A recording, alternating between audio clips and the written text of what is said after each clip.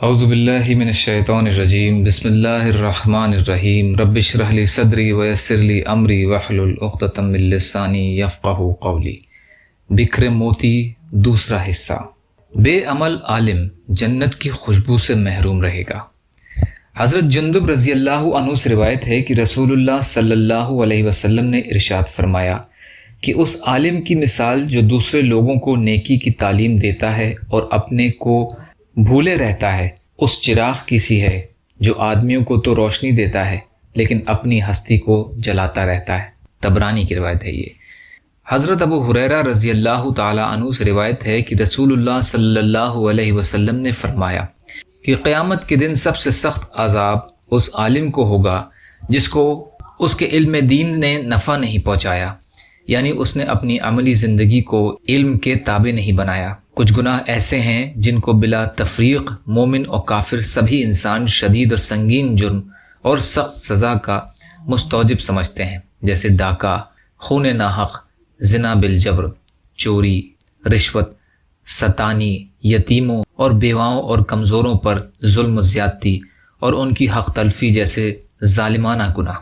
لیکن بہت سے گناہ ایسے ہیں جن کو عام انسانی نگاہ اس طرح شدید اور سنگین نہیں سمجھتی، لیکن اللہ کے نزدیک اور فی الحقیقت وہ ان بڑے فواحش ہی کی طرح یا ان سے بھی زیادہ سنگین ہیں۔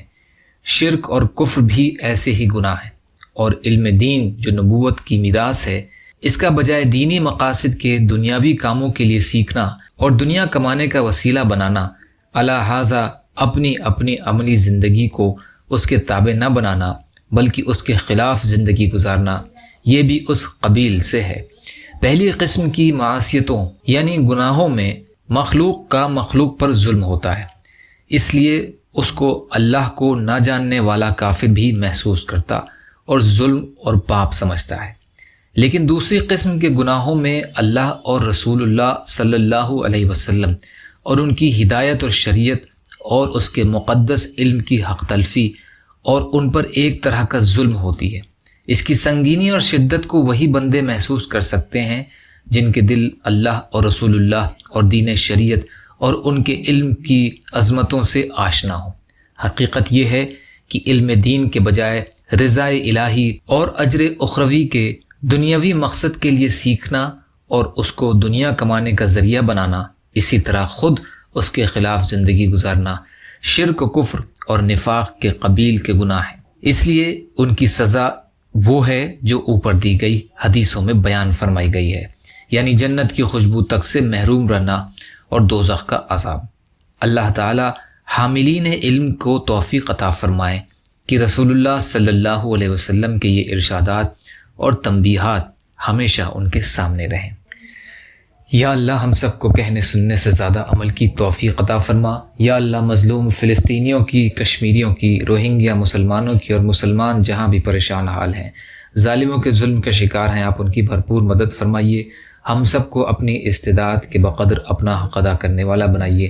یا اللہ آپ قادر مطلق ہیں، آپ کے لیے ہر چیز آسان ہے، ہمارے لیے بھی آسانیاں پیدا فرمائیے۔